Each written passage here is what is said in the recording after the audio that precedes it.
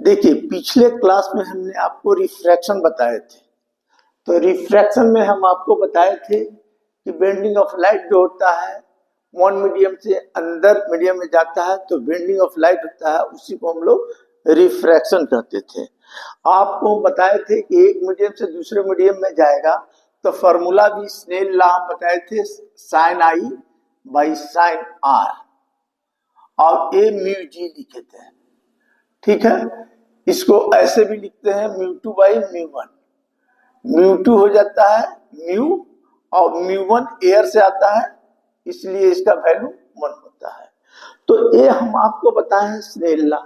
तो आप एक मीडियम से दूसरे मीडियम में रे ऑफ लाइट जब जाती है तो उसका क्या होता है, याद रखिएगा कि हम ये भी बताए थे कि म्यू क्या है, तो mu equal to velocity of light in air to the velocity of light in medium.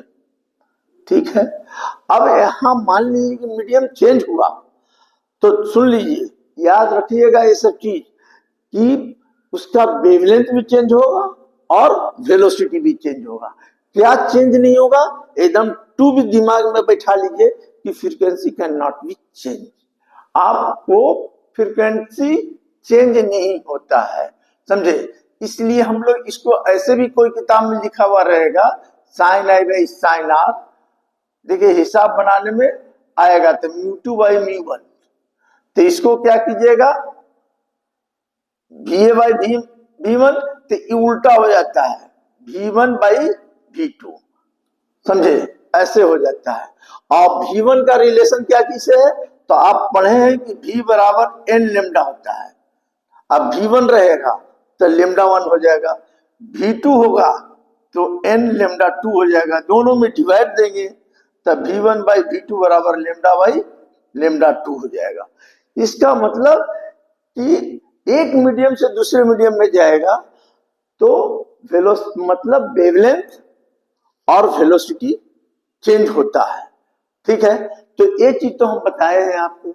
अच्छा, ये भी बता दिए कि रिफ्रैक्टिव इंडेक्स क्या होता है, तो आप बोल सकते हैं कि it is a ratio of velocity of light in air to the light of medium.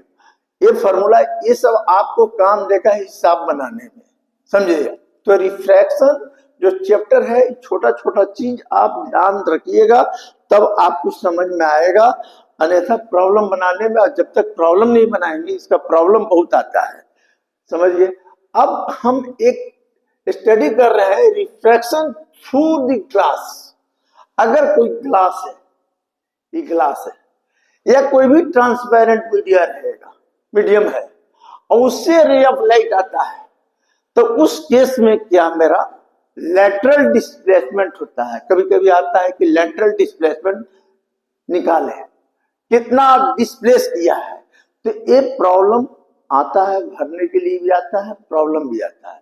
तो जैसे देखिए, ये रे ऑफ लाइट है, इंसिडेंट ऑन ए एयर है, इधर का भाग एयर है, बीच में हम ग्लास ले लिया, फिर बाहर एयर ले लिया, बाहर एयर है। अब देखिए, इस समझिए, रे ऑफ लाइट क्या है, एयर से ग्लास में आ रहा है, तो हम पहले बता दिए हैं कि एयर से ग्लास में आएगा तो बेंड टुवर्ड्स से नॉर्मल, तो नॉर्मल मेरा ई है। ठीक है, तो यहां से गया और बेंड्स कर गया यहां, ठीक है, ग्लास में आया। तो हम ग्लास है तो ग्लास का कुछ तो थिकनेस होगा, तो हमने थिकनेस यहां लिखा है टी, इसका थिकनेस टी है। अब ग्लास में आया, अब ग्लास क्या है, डेंसर। अब ग्लास से जब एयर में जाएगा तो अवे फ्रॉम नॉर्मल चला गया। ठीक है, एक्चुअल रे ऑफ लाइट जाना चाहिए था कैसे, ऐसे आया तो सीधे सीधे जाना चाहिए था।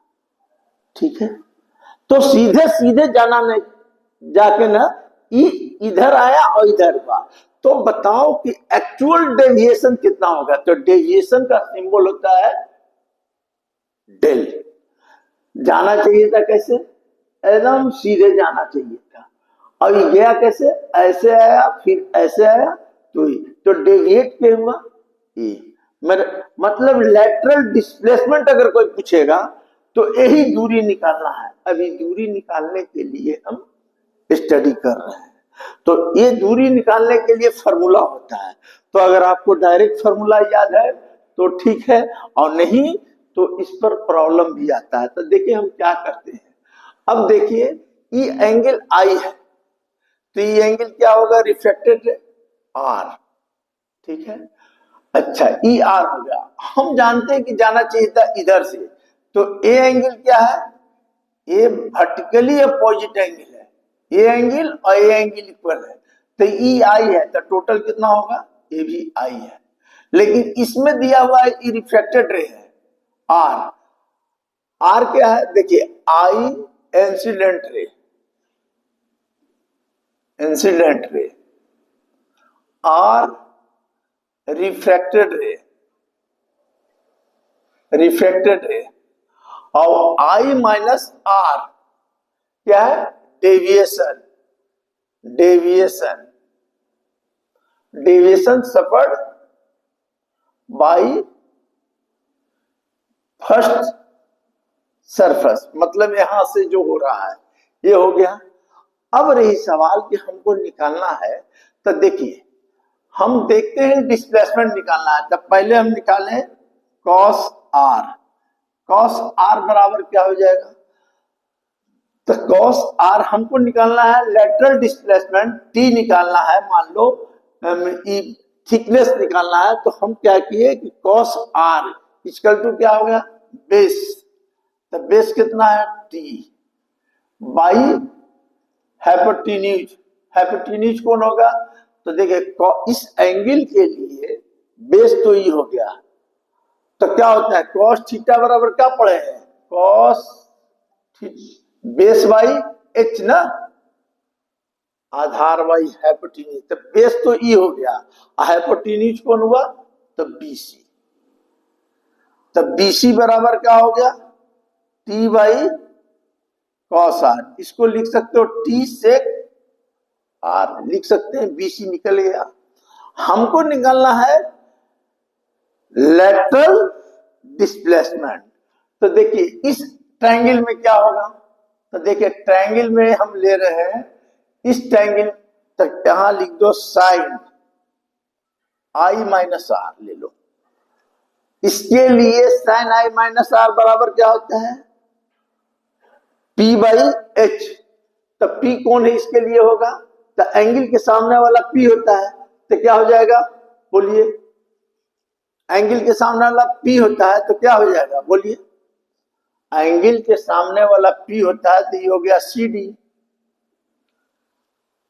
ए, और बेस कौन हुआ, P, P by H, H कौन हो गया, एच इसके परपेंडिकुलर कौन है, ये वाला लाइन, तो क्या लिखेंगे, बीसी।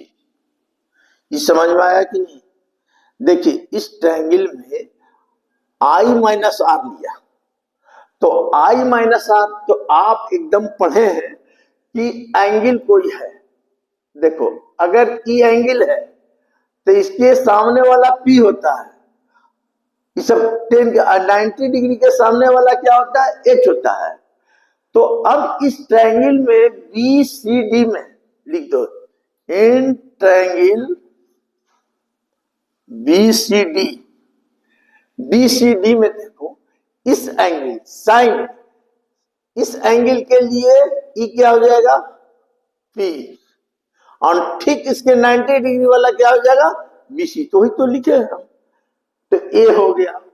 अब आप देखिए यहां सीडी क्या है, तो सीडी है आपका लेटरल डिस्प्लेसमेंट, यही है डी, जिसको ई क्या हो गया, बीसी।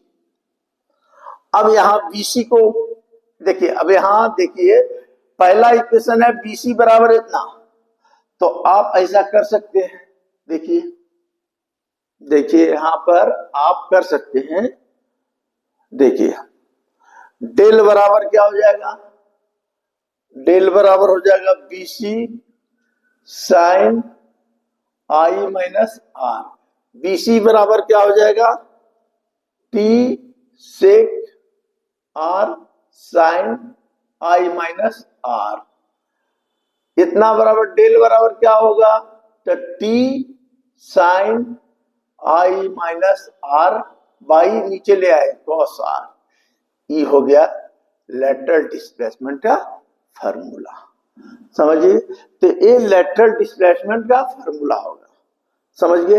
अब आपको हम बताते हैं कुछ चीज, देखिए ये सब याद कर लीजिएगा, समझे, डायरेक्ट कर सकते हैं।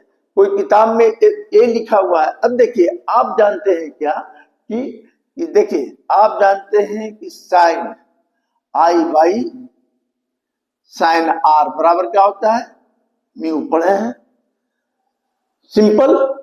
और कैलकुलस में आप पढ़े हैं कि साइन थीटा बराबर थीटा होता है और कॉस थीटा बराबर थीटा और टेन थीटा बराबर थीटा, ये तो पढ़े हैं। तो लिमिट में पढ़े नहीं है, थीटा टेन टू 0, तो sine theta by theta equal to 1 होता है। तो साइन थीटा बराबर क्या हो जाएगा, थीटा।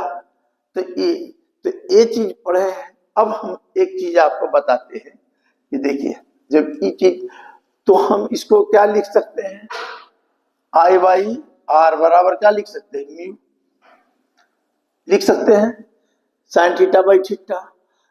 यहां आप क्या लिख सकते हैं, देखिए टी ये एंगल है, इतना बराबर इतने ही लिखा जाएगा, तो आई माइनस आर, समझिए। कॉस आर बराबर क्या हो जाएगा, आर। आप ऐसा काम कीजिए, टी अंदर डिवाइड दीजिए, आई बटा आर, इसमें इसे डिवाइड दीजिए 1, आई बाई आर क्या बताएं,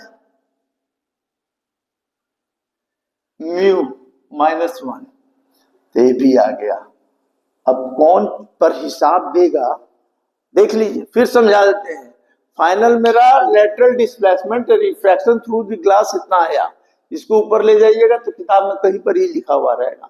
हम जानते हैं क्या कि sine i by sine r बराबर म्यू होता है, तो हम ये भी जानते हैं कि sine theta by theta equal to 1 होता है। तो हम इसको आई और इसको आर लिख दिए, म्यू हो गया, काम खत्म। यहां से चलिए, यहां से डेविएशन लेटरल डिस्प्लेसमेंट टी, ये एंगल है, ये एंगल के बराबर लिख दिए। नीचे क्या था, कॉस थीटा, तो आर कॉस आर लिख दिए। तो आर में यहां से डिवाइड दोगे तो आई बाई आर, इसमें इससे डिवाइड दोगे 1, तो मेरा रिजल्ट आई बाई आर को क्या लिखते हैं, म्यू, इतना रिजल्ट हो गया। तो ये लेटरल डिस्प्लेसमेंट निकल गया। तो ये चीज प्रॉब्लम आपको परीक्षा में कंपटीशन में आता है, समझे। अब हम आपको बताते हैं इस चीज में रिफ्रैक्शन। देखिए